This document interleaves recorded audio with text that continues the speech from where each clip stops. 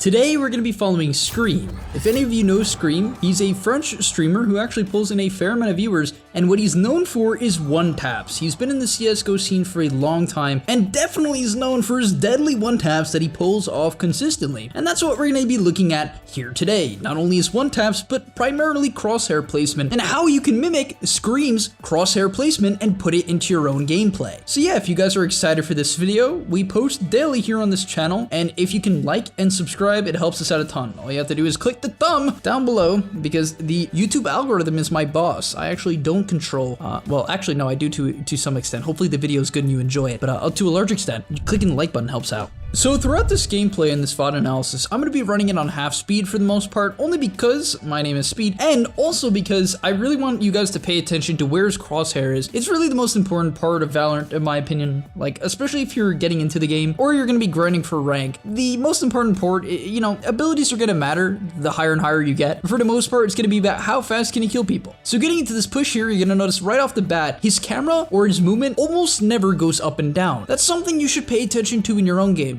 Are you looking at people's feet? Or are you looking at their chest? Or are your first bullets hitting their chest, their feet, or their head? That's a big question you need to ask for anyone who's a beginner or intermediate at Valorant. Moving on though, he's gonna check the first corner and he's slow playing this. I generally recommend you slow play things if you do not know how many people there are. So this is the main distinction I want to make about getting one taps or just challenging in Valorant. If there are a lot of people potentially around the corner, do not swing it. The only reason you would want to swing in that case is if you're baiting to get some other teammate, you know, to make a trade. But if you know there is only one player around the corner, swinging wide, right, peeking a corner wide is actually a good idea. Now in this case, he's peeking very close, and because of this, he now has the option after shooting at these players to back up to the left. On top of that, he's able to check this right corner, once again, always keeping a level crosshair placement. His Sora goes in, right, his Sora peeks the corner, he follows it up, and that's the first thing I really like about that. Now he didn't get a one tap there, it wasn't a headshot, but the main thing is that he went in with his teammate. When you and your teammate are going in, or your allies are going in for a bomb, make sure you challenge with them. Following in from there, instantly gets a headshot. That player had armor, so unfortunately it wasn't the beautiful one tap it could have been, but once again, you see how his crosshair always is headshot, headshot, headshot, always. I mean, my man never doesn't hit their heads, and that's really impressive. You know, unfortunately, these people do seemingly have armor, and they're tanking the bomb, but right here, he's like, hey man, defuse teammate, get in there, right, tank it, and he's actually gonna go in the Omen smoke here. I really like this decision. Now, in this case, he's actually aiming down a little bit. His crosshair isn't at head placement, and the only reason why I think that is the case is because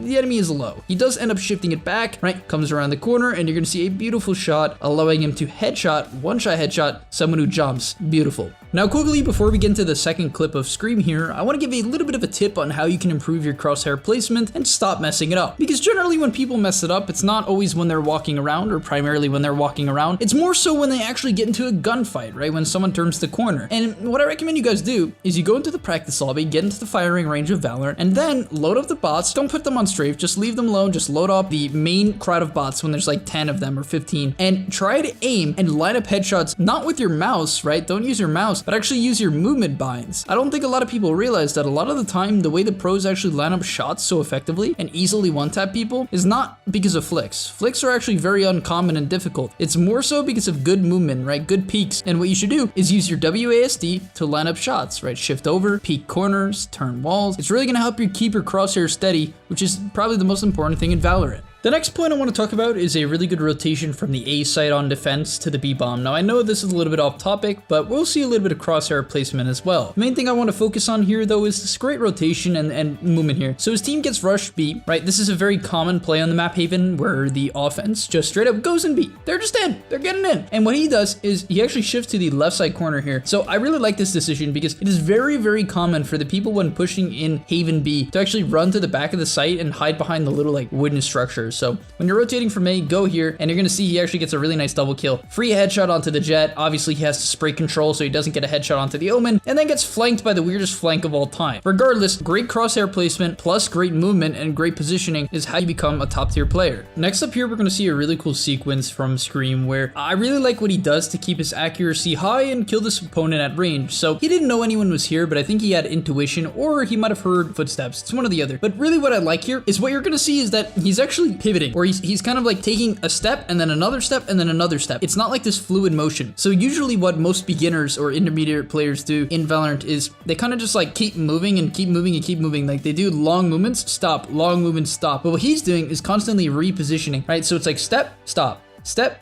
stop. And you're gonna see when he goes to the left here that he's gonna keep doing that, right? Step, stop, step, stop. And eventually the Omen is gonna peek out. And I really like how he does not spray. When someone is this far away, it is really bad to spray. And because of this, he's able to hit a couple shots in a row, and that's exactly what you want to do with the assault rifles in long range. And that is really long range in Valorant. You're not going to get much longer lines of sight than that. You really do want to tap fire and control your fire. The next thing I want to talk about is a great way to catch your opponents off guard. So essentially, this is something that people do all the time, but basically he's going to peek back and forth, back and forth. He's never actually going to full commit and just hold the doorway. Now this might sound weird and seem weird. Why not just look at the doorway? Isn't that a great vantage point? Well, yes, but at the same time, what you can do is jiggle. That's what a lot of the pros call this, jiggling, where you go back and forth, peek, don't peek, peek, don't peek. You do this by sprinting back and forth. And when you do this, people will push through. They're like, oh, there's no one there, because they're also going to be jiggling to scout you out. They're not going to see you. You can read their movements, right? Hear their footsteps, especially if they come in fast. He gets a free flash onto the Cypher down below because the Cypher did not see him in the window, and it's a free kill. You kind of see how that broke down? His good jiggle and the fact that he didn't show in the window basically allowed him to get that free kill. All right, now to finish off the video, we're going to be looking at one more round, then I'm going to give a couple more tips just to improve your accuracy overall in Valorant. So this round is insane. I just really want to pay attention to his spray control and basically show you guys the excellence of Scream. So they're pushing out B on Haven here, right? They just planted, and he wants to peek long, right, to the right side of B with his Viper, and that's exactly what we're going to see. He peeks through here, right? The Sage wall is covering the other side. Bam! I mean, that was crazy in and of itself. That was an insane shot. And the reason why he was able to hit it is because he did not flick, right? It had nothing to do with the flick. It was all based on his movement, right? Character movement, not a flick. Pushing forward here, right? He's gonna go long with the slow warp. Bam.